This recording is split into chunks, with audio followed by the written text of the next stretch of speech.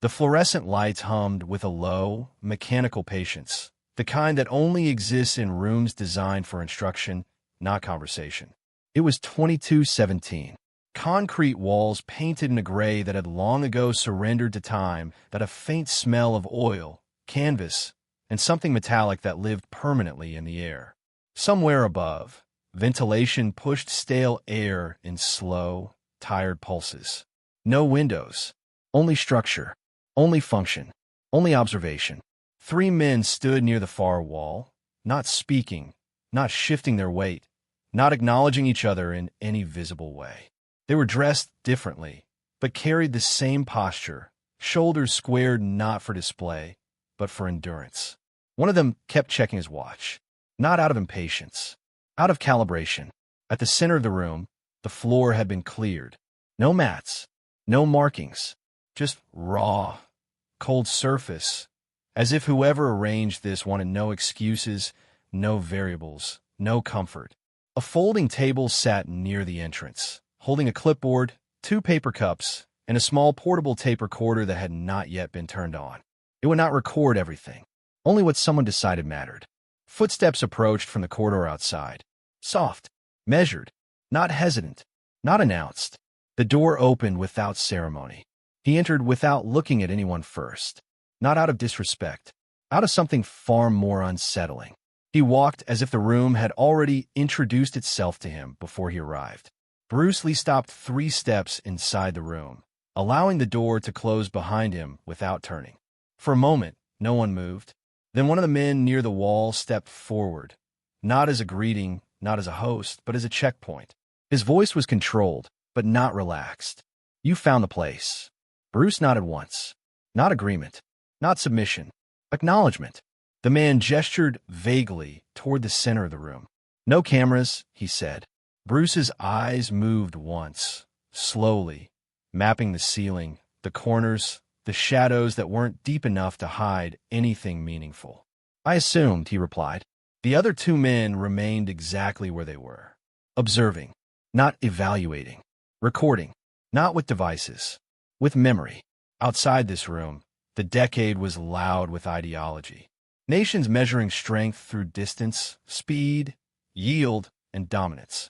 Inside this room, none of that mattered. Only proximity, only timing, only what happened between 2 bodies when hierarchy was removed. The man in front of Bruce stepped closer, not aggressively, not cautiously, testing distance the way someone tests depth in dark water. "We were told," he said slowly, "you move differently." Bruce tilted his head slightly. "Everyone moves differently." The man did not smile. "Not like this." Silence settled again, thicker now, more deliberate. One of the observers shifted, just once, adjusting his stance as if preparing to watch something he didn't fully believe in. The tape recorder remained off. The clipboard remained blank. Nothing about this meeting existed anywhere that could be requested, archived, or denied. Another man entered quietly from a side door Bruce had already noticed when he walked in. Older, not physically larger, but carrying authority in the way others unconsciously aligned their breathing when he entered. He didn't introduce himself. He didn't need to. His presence reorganized the room without sound. He walked toward Bruce and stopped close enough that most men would feel the need to either step back or assert territory. Bruce didn't either. The older man studied his eyes first, then his shoulders, then his hands, then his breathing. "You understand," the man said quietly. "This is not demonstration." Bruce nodded once. "I understand." No audience.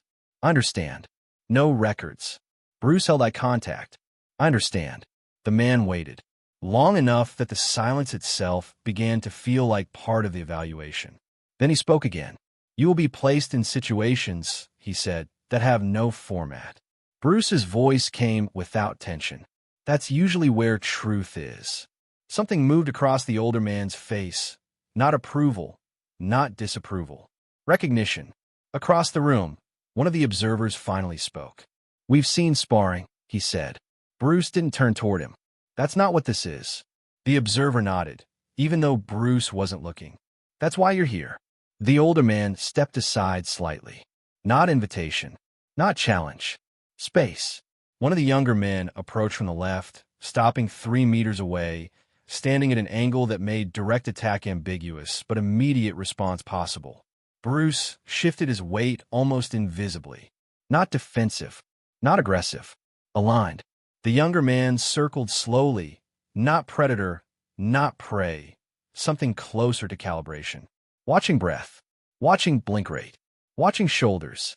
Bruce let him circle, did not track him with his eyes constantly, only occasionally, as if the man was already inside a map Bruce had finished building. The room grew quieter. Even the ventilation seemed to lower its voice. Another man moved behind Bruce, not close enough to touch, close enough to exist as a factor. The older man watched everything, especially what Bruce did not react to. Minutes passed, or maybe seconds. In rooms like this, time stopped being measured by clocks and started being measured by decisions not yet made. The first movement almost didn't exist. The man to Bruce's left shifted his foot half an inch too fast. Not an attack, a test. Bruce's hand moved, not striking, not blocking, intercepting space itself, touching the man's wrist just long enough to rewrite the direction of his center of balance. The man stumbled half a step forward, not enough to fall, enough to understand. The second man moved behind Bruce at the same time. Faster, less controlled.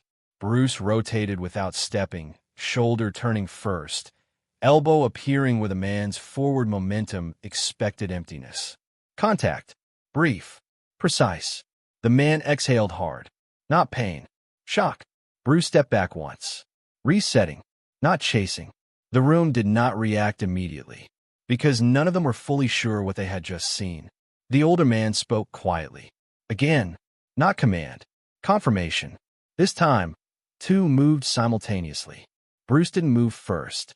He let them commit to intention. Then he occupied the space their confidence required. One lost structure in his hips. The other lost alignment in his shoulders. Neither fell.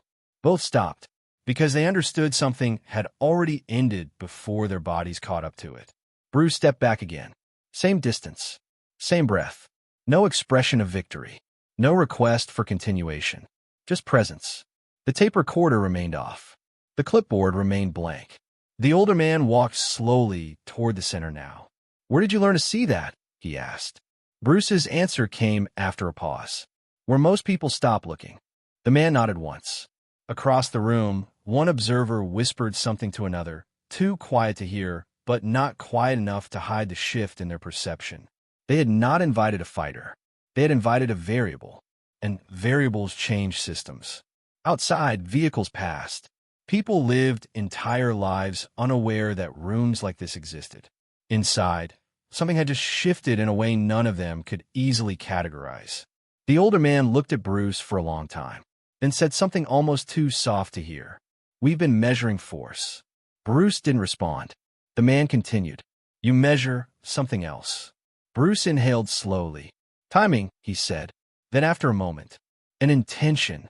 No one spoke after that, because suddenly every man in that room understood that everything they had built systems around might not be the foundation they thought it was. And that realization was heavier than any demonstration of power. The older man stepped back. Not dismissal, not acceptance. Processing. "Stay," he said. Bruce didn't ask why. He already knew. Because this was never about a test. It was about whether something existed that they didn't have language for yet. And now they knew it did. The room felt smaller. Not physically, conceptually. As if something invisible had just entered and refused to leave. And somewhere outside the walls, entire institutions continued building themselves around principles that had just quietly been proven incomplete. The tape recorder was finally turned on, but too late to capture the moment that mattered most. The tape recorder clicked softly, not loudly enough to draw attention, loudly enough to change behavior. One of the men near the wall straightened slightly when the sound appeared. Another crossed his arms, then uncrossed them, realizing too late that the movement had betrayed something internal. Bruce did not look at the recorder. He had already adjusted to its presence the moment it was introduced. Recording did not change reality. It only altered how people behaved inside it. The older man moved to the side of the room and leaned against the wall, folding his arms not as a defensive posture, but as a signal. Observe. Do not intervene. The two younger men repositioned themselves without instruction, spacing out, creating angles that suggested escalation rather than repetition. This was no longer a test of capability. It was a test of stability. One of them spoke, voice low. "You're not reacting the way most people do." Bruce inhaled slowly through his nose. "Most people react to threat," he said. "I respond to intention." The man frowned slightly, as if hearing a distinction he had never bothered to make before. They began moving again, slower this time, deliberate, as if speed had been quietly removed from the list of useful tools. Bruce felt it immediately. The shift. They weren't trying to catch him anymore. They were trying to understand him. That was more dangerous. One circled wide, maintaining distance, eyes locked not on Bruce's hands or feet, but on his chest, tracking breath rhythm. The other stayed closer, adjusting micro-steps, testing Bruce's willingness to yield space. Bruce let space exist. He did not claim it. He allowed it to collapse naturally when needed. The man in front made a faint sound. Not a shout, not a feint, just a sudden exhale timed with a forward lean. Bruce did not move. Not until the last fraction. Then his body shifted just enough that the man's momentum found nothing to land on. Balance broke. Again, not dramatically, not visibly to anyone unfamiliar, but enough that the man felt it in his spine. Enough that his brain registered danger without injury. They reset. Again and again, each cycle slightly longer, each silence heavier. The observers began noticing patterns. Bruce never rushed, never chased, never followed. He waited. He let others arrive at him. And when they did, they found no resistance. Only redirection. One of the men finally broke the rhythm. "Where's the strike?" he asked, irritation creeping in despite his control. Bruce looked at him for the first time directly. "Why would I strike?" he said calmly, "when you're already off balance?" The man opened his mouth to respond, then closed it, because the question landed somewhere deeper than technique. The older man along the wall shifted his weight now, not because of what was happening physically, but because something philosophical had just been introduced without permission. They weren't watching a fight. They were watching a hierarchy dissolve. Slowly, uncomfortably. The next exchange happened faster. 2 steps, 1 reach. Bruce's forearm intercepted, not blocking, not hitting, guiding. The man's shoulder rotated further than intended. His stance collapsed inward. He stopped himself before falling. Heart rate elevated. Breath uneven. He looked at Bruce now with something new. Not hostility. Concern. The second man hesitated. That hesitation mattered more than anything else so far. Bruce noticed it immediately. He did not exploit it. He simply remained present. And presence, in moments like this, was pressure. Minutes passed. No one spoke. Sweat appeared at temples. Not from exertion, from cognitive strain. Because nothing was behaving the way it should. The older man finally spoke again. "This isn't sparring." Bruce nodded. "It's listening." The word landed badly. Not because it was wrong, because it implied vulnerability. One of the observers scribbled something on the clipboard, then stopped, then crossed it out. The recorder continued spinning, capturing breath, footsteps, silence, but not understanding. They tried again. This time, the approach was asymmetrical. One advanced aggressively, loud steps, overt intention. The other stayed back, waiting. Bruce met the aggressive one first. Not head-on, at an angle that made the attack irrelevant. The man's force passed by Bruce's shoulder. Bruce's hand touched his elbow. That was enough. The man stumbled forward, forced to step to recover. In that same instant, the second man moved. Bruce turned. His foot slid across the floor, barely audible. His body aligned. His gaze fixed. The second man froze. Not because he was struck, because he saw something in Bruce's posture that told him moving forward was already too late. The moment stretched. Breath held, then released. The second man lowered his hands slightly. Not surrender. Recognition. The older man exhaled audibly for the first time. Not relief. Acceptance. "This," he said quietly, "is why we asked you here." Bruce did not respond. He already knew the answer they were circling. One of the observers spoke. We train people to dominate chaos. Bruce turned his head slightly. Chaos doesn't need domination, he said. It needs clarity. That sentence rearranged the room. Not emotionally, structurally, because domination implied force.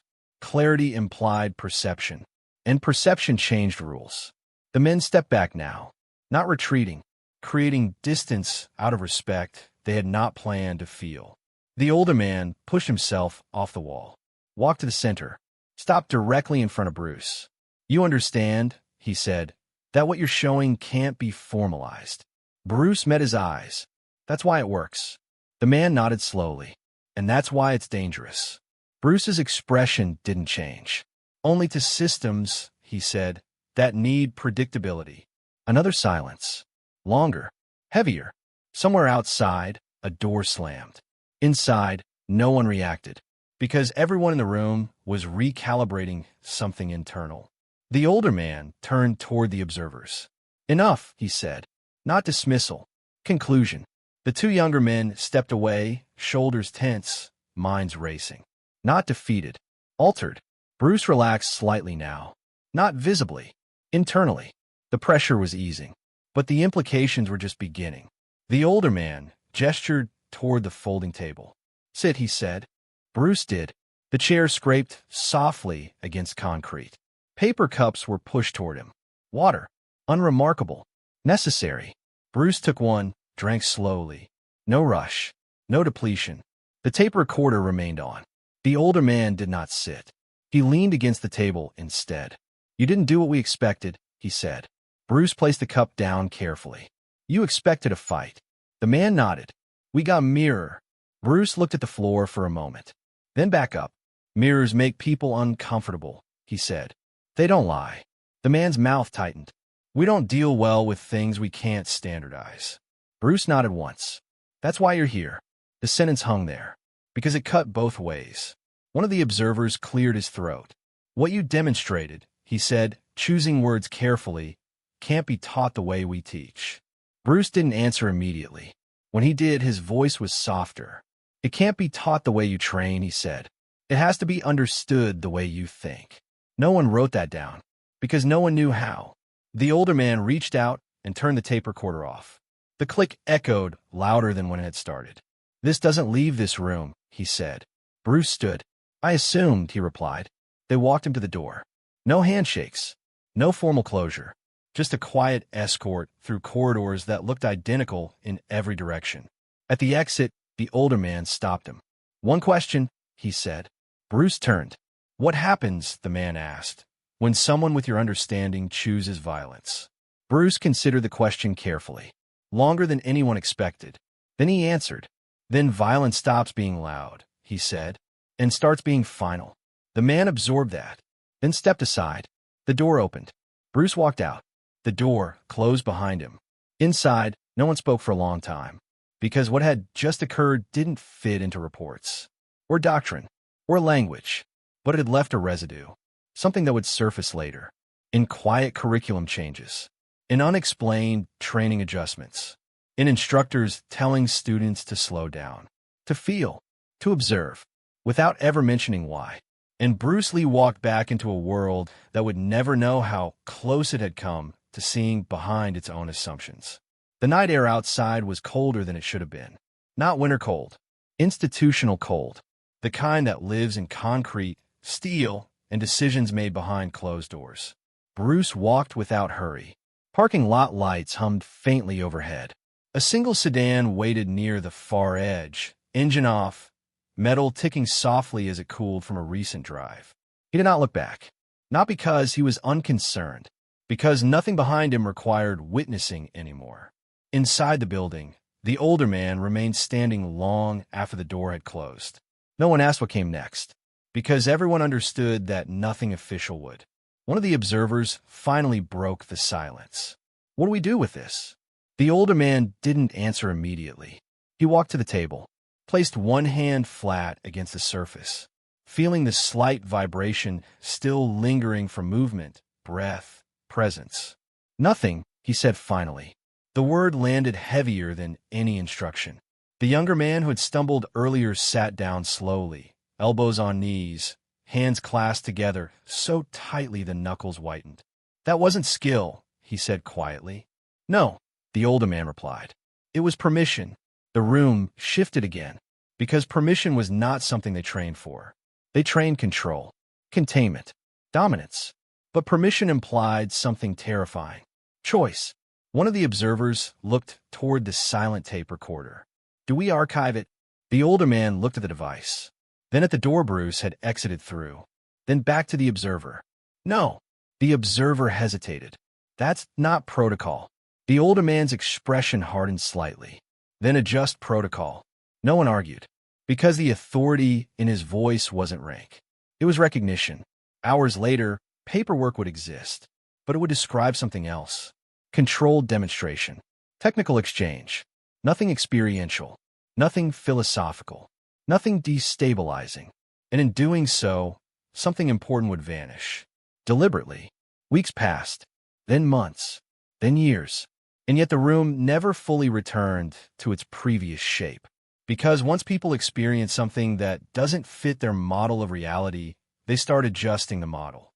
Quietly, one instructor, somewhere far from that facility, would begin telling recruits to stop thinking of speed as advantage. Another would start speaking about feeling intention, without ever explaining where he had first heard the phrase.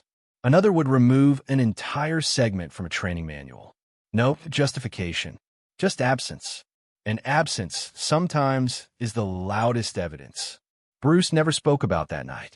Not publicly, not privately, because to him, it wasn't historic. It was inevitable. Years later, in different cities, in different rooms, he would demonstrate the same principles in smaller ways.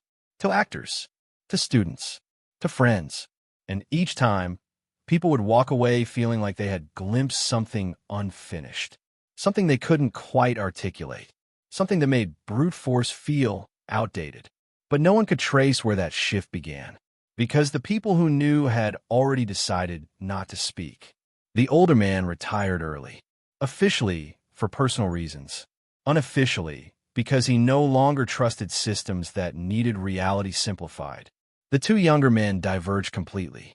One leaned deeper into structure, harder training, stricter doctrine, trying to reinforce certainty. The other slowly changed. Subtly, students would later describe him as hard to read, not intimidating, just present. And presence, as he had learned, could be more destabilizing than aggression. Decades passed. Files moved. Facilities changed names. People died. Memories softened. But certain questions never fully disappeared. Why did certain training philosophies shift without documentation? Why did some instructors begin teaching control through stillness instead of force? Why did certain evaluation methods quietly disappear?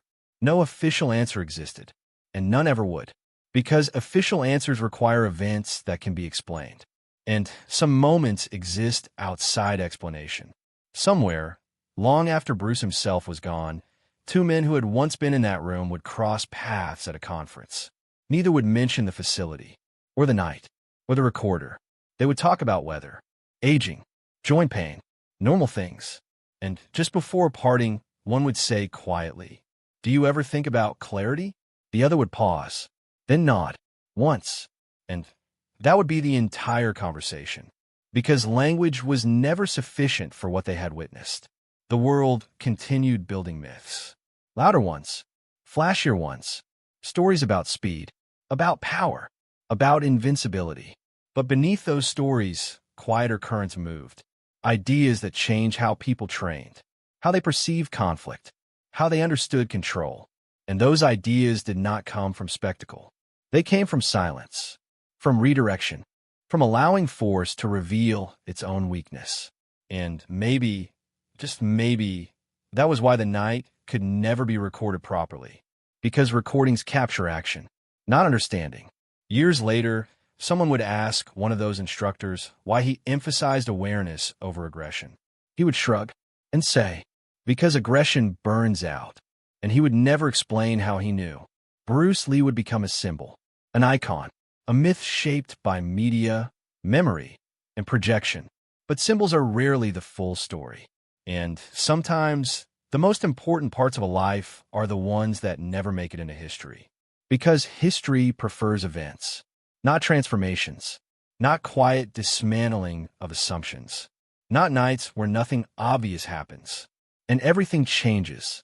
And somewhere, in the space between recorded history and lived experience, there exists a version of truth that doesn't need confirmation, only recognition. And maybe that is why certain people across decades, across countries, across completely different systems, arrived at similar conclusions. Slow down. Feel first. Move second. Because force applied blindly is just noise. And noise is easy to defeat. The night Bruce Lee walked into that room was never meant to matter. It was meant to be routine, contained, forgettable. Instead, it became something else entirely. Something that spread without language, without documentation, without permission. And the men who witnessed it carried it quietly. Into classrooms, into training halls, into decisions they would never explain. Not out of loyalty, not out of secrecy, but because some experiences cannot survive translation into systems built on certainty.